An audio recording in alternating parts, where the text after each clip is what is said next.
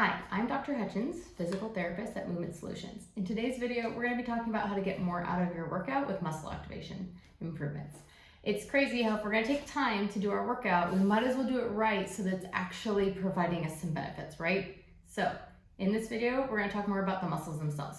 Here, we're going to show you the muscle anatomy. So this is the muscle spindle that lives within the muscle. And basically it's a stretch sensor. So when that muscle stretches really quickly, it sends a signal up to the spinal cord and then back down that says, hey, we need to activate more muscle fibers. It's basically like, oh, if somebody was going to hand you a weight and all of a sudden it was heavier than you thought and it stretched your muscle real quick, then that feedback loop would say, whoa, activate your muscle fibers so that you don't drop it, so that you don't stretch your muscle too fast and tear it. So that's why it's a protective mechanism that exists, but we can use that to improve our muscle activation. So if we want to apply this to the workout, we're going to take a look at the gluteus maximus muscle. So you can see the direction that the fibers are running. And that's important because if we want to really lengthen those muscle spindles, we need to look at what direction we need to lengthen the muscle. So having a background of anatomy is helpful. So I showed the back view here so you can see that to really lengthen out this muscle, if we rotate the thigh inward, that'll stretch the muscle in the back of the hip more.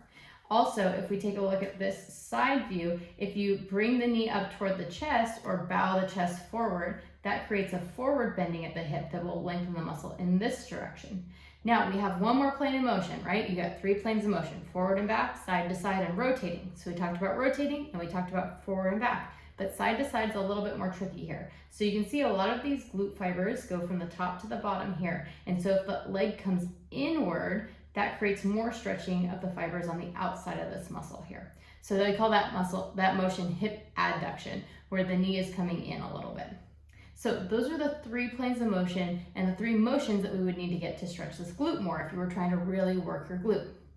So here's an example exercise. This is called an X chop. So in the X chop, we're chopping from one shoulder down to the hip. Well, the hip that we're going down to should get the gluteus maximus muscle stretched in all 3 planes of motion. So first, you're bowing forward and bending the knee forward, and that creates that forward and back bending, forward bending of the hip, which we call hip flexion. To get the internal rotation or that inward rotation of the thigh, we chop the ball down toward that hip and turn the chest and the pelvis toward that side, right? And then to get that last side to side plane of motion, you have to actually shift your weight toward that leg. A lot of times when people are doing these types of exercises, they're bringing the ball down to their hip and shifting their pelvis away from the leg that they're trying to load. Well, that not only takes pressure off of that leg and weight off of that leg, it also tends to take out the rotation and the side to side motion that we need at the hip to really load that glute muscle.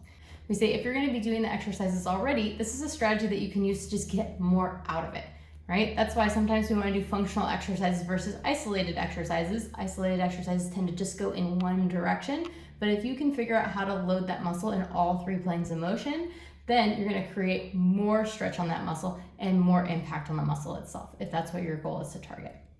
If you have any questions, feel free to reach out to us or check out our website at movsol.com. Until next time, keep moving and stay healthy.